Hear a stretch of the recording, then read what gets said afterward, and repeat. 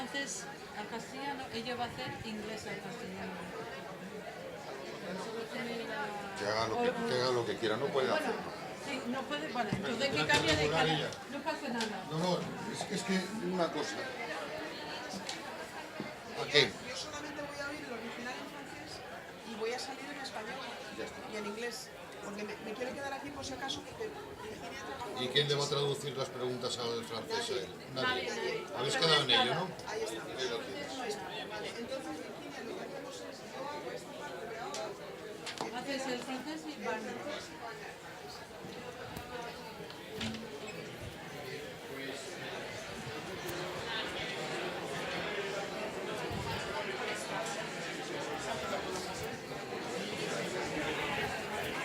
Hay una persona que va a hablar en francés en esta mesa. ¿Me oyen? Por favor, un poco de silencio.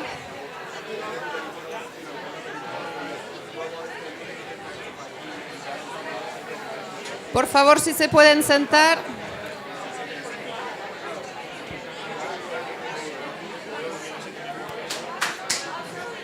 Vamos a empezar de nuevo, por favor.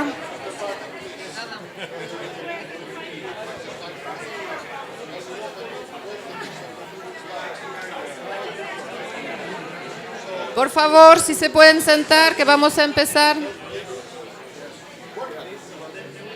Hay un ponente en esta mesa que va a hablar francés.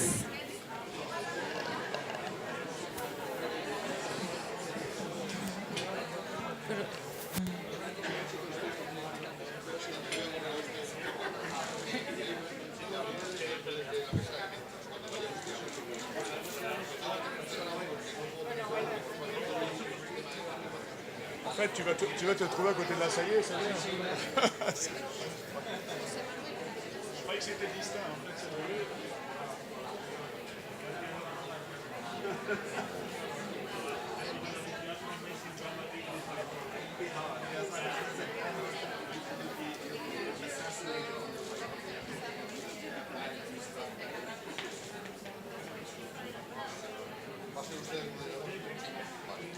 Este micrófono de mano se lo tienen que ir pasando el resto de los ponentes. ¿Tienen el micrófono de solo con usted?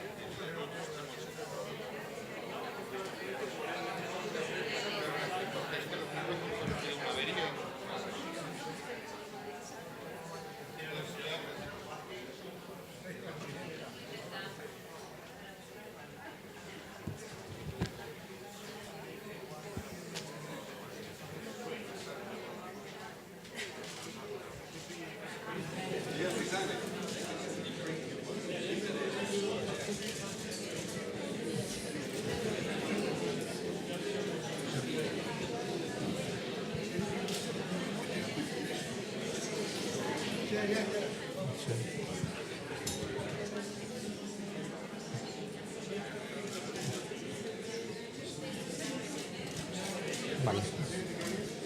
Hola, ¿qué tal? Muy buenos días a todos.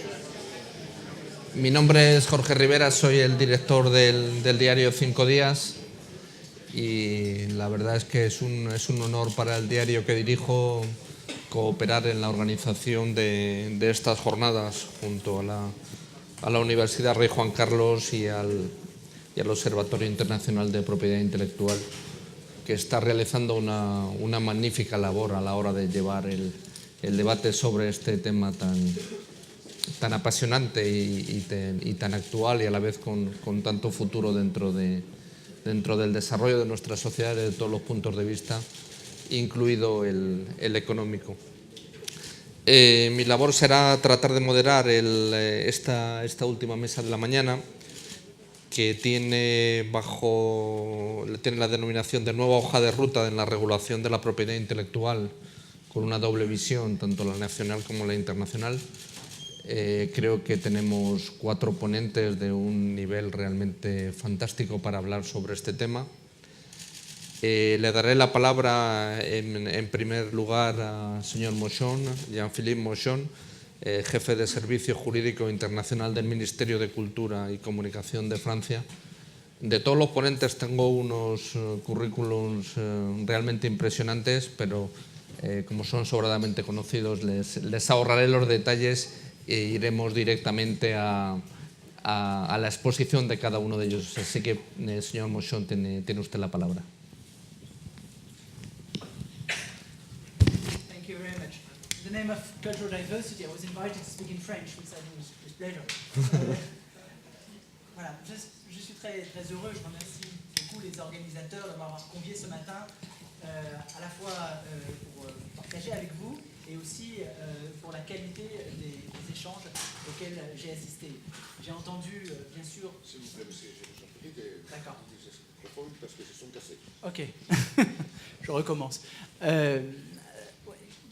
Aujourd'hui, merci beaucoup pour cette invitation, à la fois pour vous parler, mais aussi pour tout ce que j'ai pu entendre aujourd'hui, à la fois le débat sur le piratage, bien sûr très fort en Espagne comme partout en Europe, le débat sur les nouveaux modèles économiques et celui sur la modernisation du droit d'auteur. Ça va être le propos de mon intervention.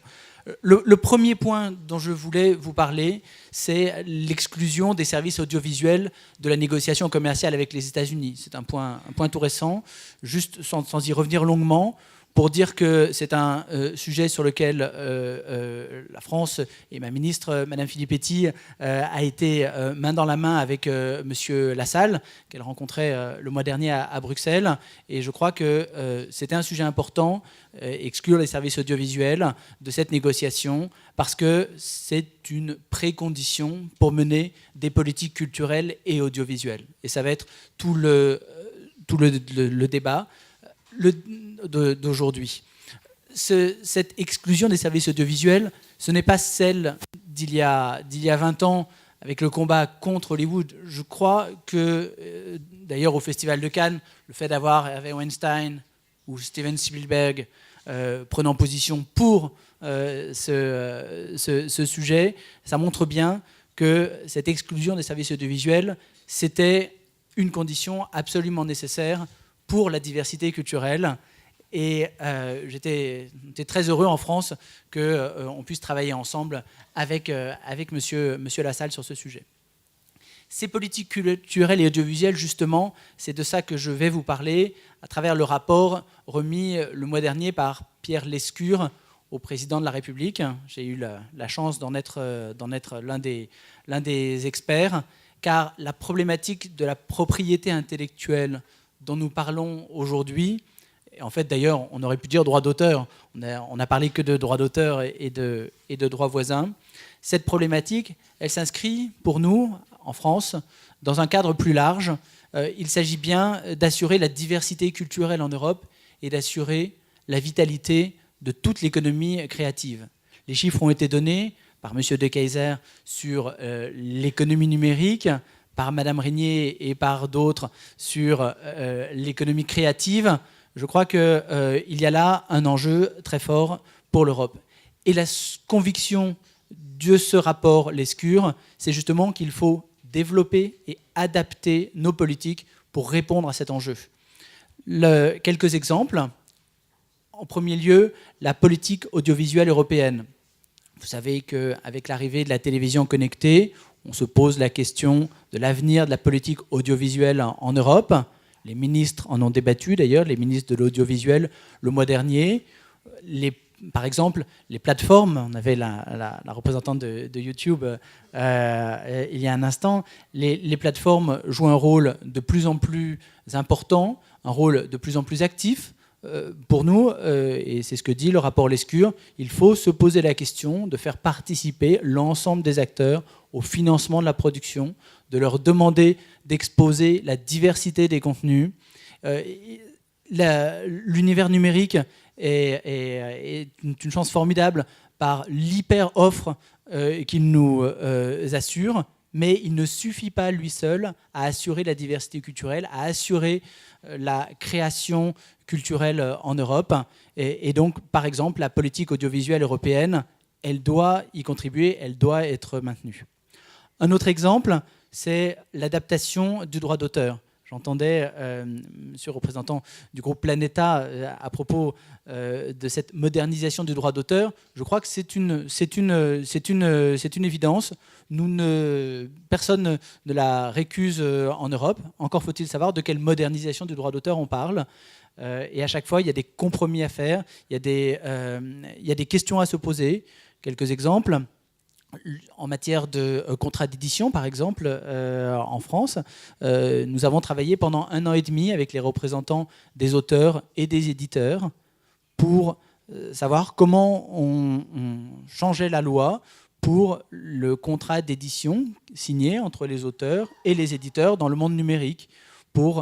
Auparavant, un contrat d'édition, c'était la fabrication d'exemplaires. Il est évident que dans le monde numérique, ce n'est pas la même chose.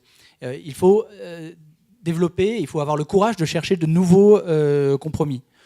D'autres exemples, bien sûr, c'est les débats sur l'exception au profit des personnes handicapées. Elle existe en France, on peut encore l'améliorer, on y travaille. Il y a en ce moment même la conférence à Marrakech à laquelle faisait allusion M. Balibrea.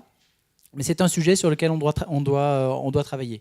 Donc la modernisation du droit d'auteur est évidemment l'un des grands sujets du rapport Lescure.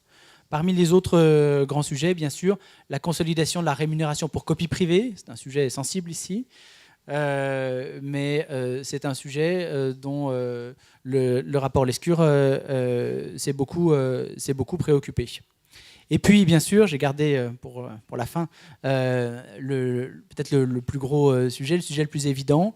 Comment mettre en œuvre ce droit d'auteur? Nous entendons parfaitement ce qui a été dit par les écrivains en début de séance. Je crois qu'en France, on y est particulièrement sensible.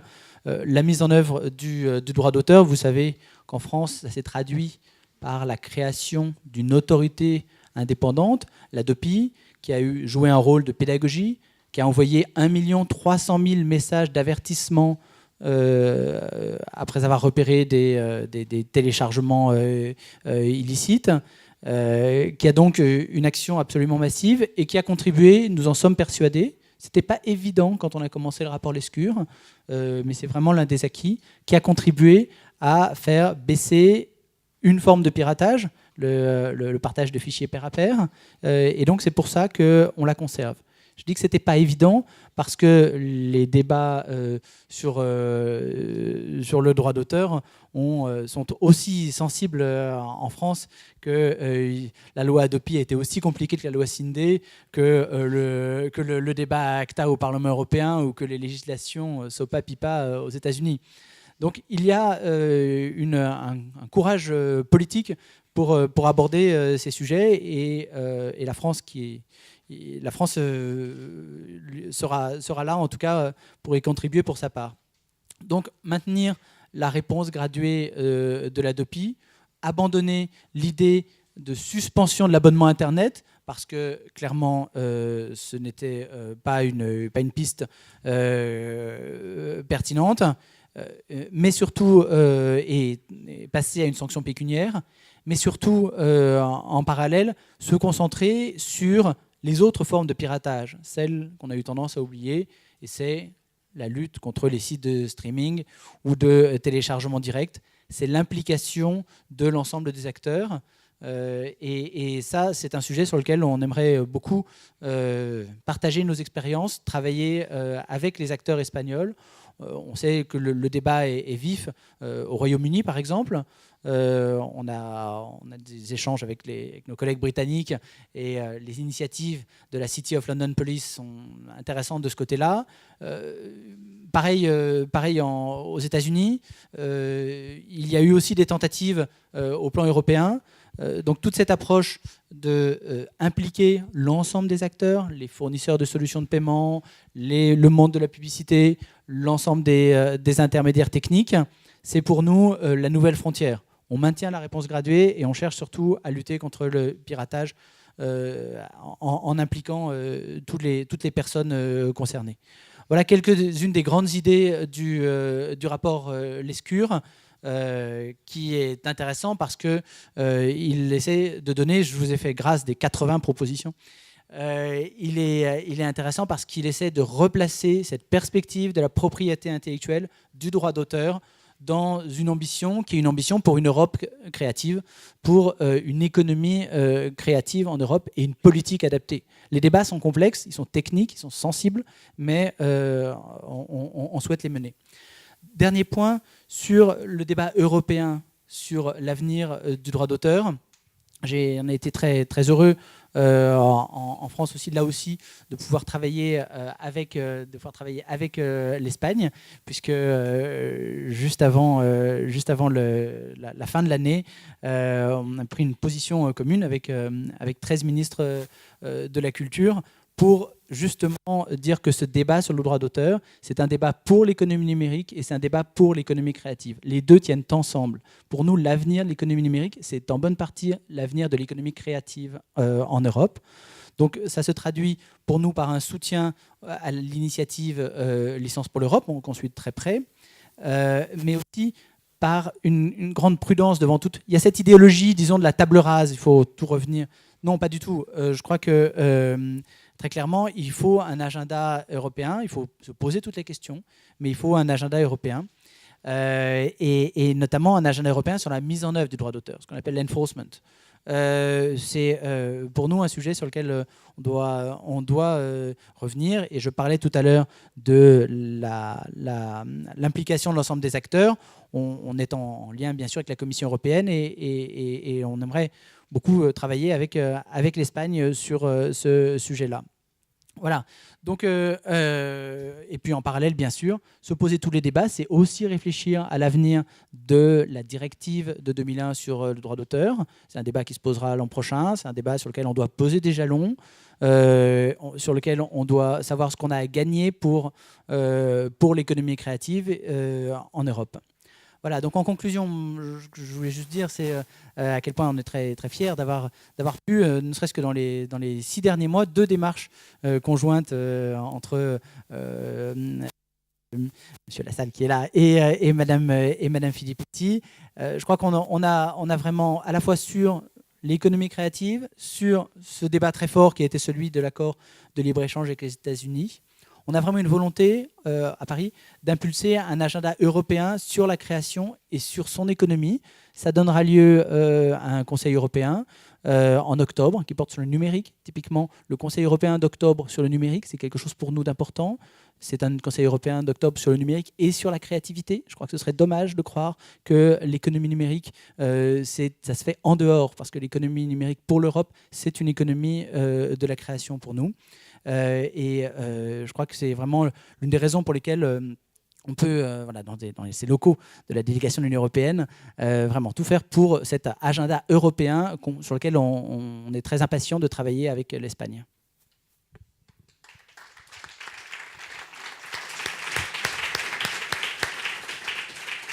Muchísimas gracias, señor Mochón, por sus reflexiones sobre este asunto.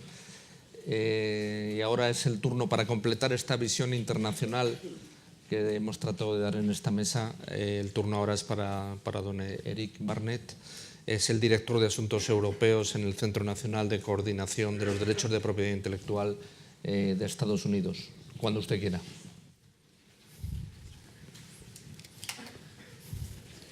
Thank you. If it's okay, I'm going to stand up and walk around.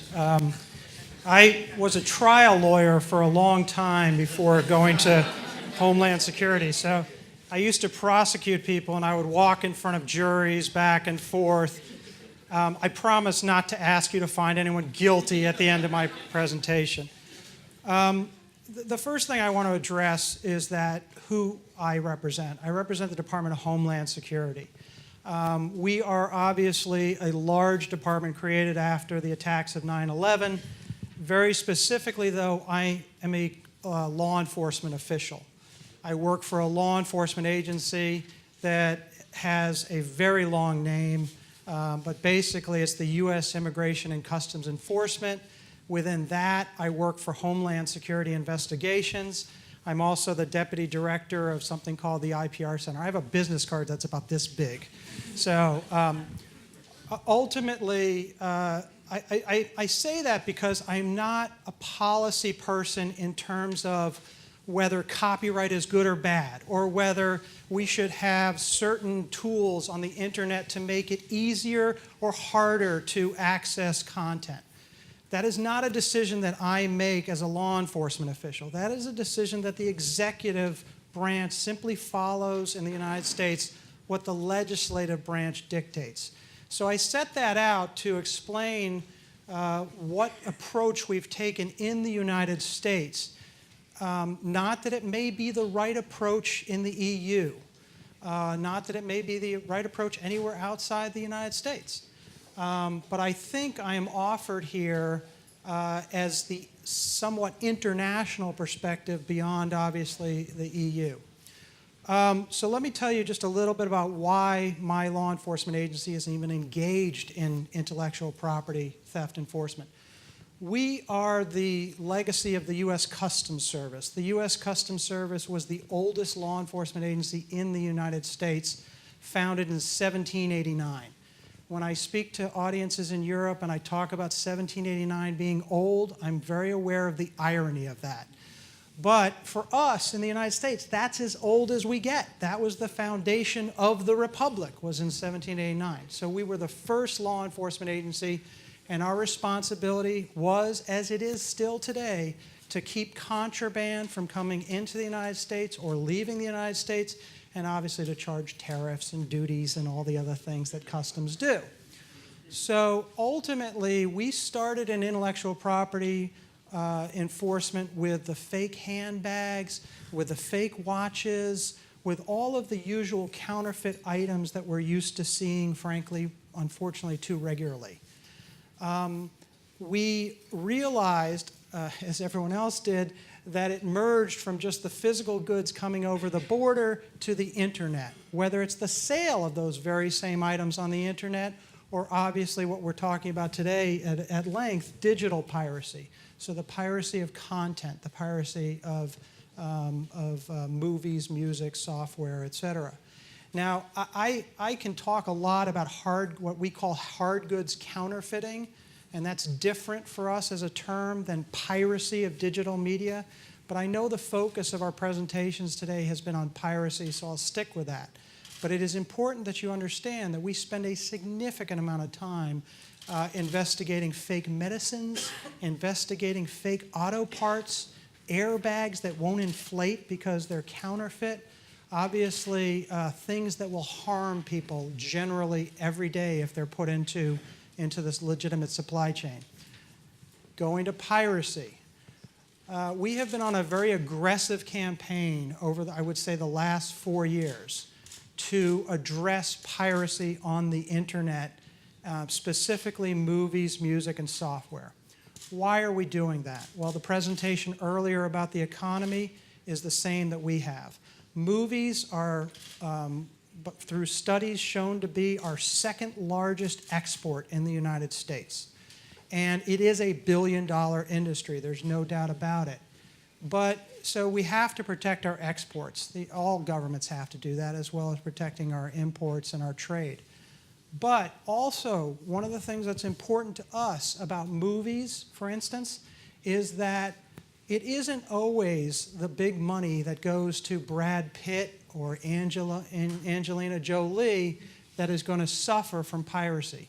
Quite frankly, and I'm not a spokesperson for the Motion Picture Association, but it is a fact that health care and pensions are paid for by the downstream revenue that comes from the legitimate sales of movies. So it is in all governments' best interest to help health care be funded, pensions be funded, and unions basically be strengthened in the United States so that they can continue that attribute for their employees. Obviously, we talk about artists and protecting culture. That's vital. Every country has to protect its culture. I think that's absolutely certain. So there are legitimate reasons that we're engaged in this. The third, I think, very practical reason from a law enforcement agency is, again, by U.S. law, this is criminal conduct. It is not debatable for me as a law enforcement official. I don't get to decide whether it's criminal or not. That decision was made by the legislature many years ago. So now we have to enforce it. Our aggressive approach has been based on treating the internet, quite frankly, the same as the street corner, no different. Deciding that we are going to have lawfulness, not lawlessness, but lawfulness on the internet, at least, again, to these issues of piracy. Now, ultimately, what we decided to do was we decided to look at what was a mechanism that was available to us to help basically attack piracy on the internet. And that was a confiscation statute that we had, again, passed by the legislature specific to intellectual property theft enforcement. So what we wanted to do was take this confiscation statute and started applying it to the internet, and especially, obviously, to piracy. Pirate sites are generally becoming known by their brand names. The most famous is the Pirate Bay. That is usually the one that is most known. But there are several others, whether it's Watch This or they change a little bit, but ultimately we've had many of them. WatchMoviesForFree.com, TV shows here.net, whatever it would be. And that domain name became an identity for people to search out the free content, basically, without paying for it. I would say also, of course, Netflix has its own identity, Netflix.com. So it's the same for these pirate sites. So using the confiscation statute, my law enforcement agency, and I'll talk about the IPR Center in just a moment, but my law enforcement agency, working with the U.S. Department of Justice, so our prosecutors, we went to a judge with an affidavit. So it's a lawful court order that we've obtained saying that this is a site that was displaying movies, music, software, whatever it was, without, obviously, the permission of the rights holder, without any money going to the rights holder, without artists being paid. And ultimately, the court gave us an order to seize that domain name. That domain name is property, just like, frankly, it would be the property of a drug dealer if he had a nice car or a nice house. We also have confiscation statutes for that. So our argument was this is property, and it's either the proceeds of criminal activity or it is an instrument of criminal activity. It's actually both. And ultimately, we seized the domain name. The reason that we could do this in the United States is, as many of you probably know, when the internet was set up as sort of a quirk of the internet, all .coms, .nets, and several other top-level domains are actually administered in the United States. The United States has jurisdiction. Now, that doesn't mean that we have jurisdiction over every single domain name in the world. We don't want jurisdiction over everyone. But those that are using a domain name to commit criminal conduct, in this case piracy, we will use our confiscation statute to seize that. Now, when we came up with this plan, candidly, there were a number of people who told us it will not work. In Washington, where I was working at the time, there's a lot of people who will tell you things will not work. And they will tell you, don't do anything different. And they'll wring their hands and they'll say, we can't do this. And ultimately, we understood it might not work. And they said they'll come back tomorrow. And we said, well, maybe they will. But ultimately, we seized 9 of the worst pirate sites of movies.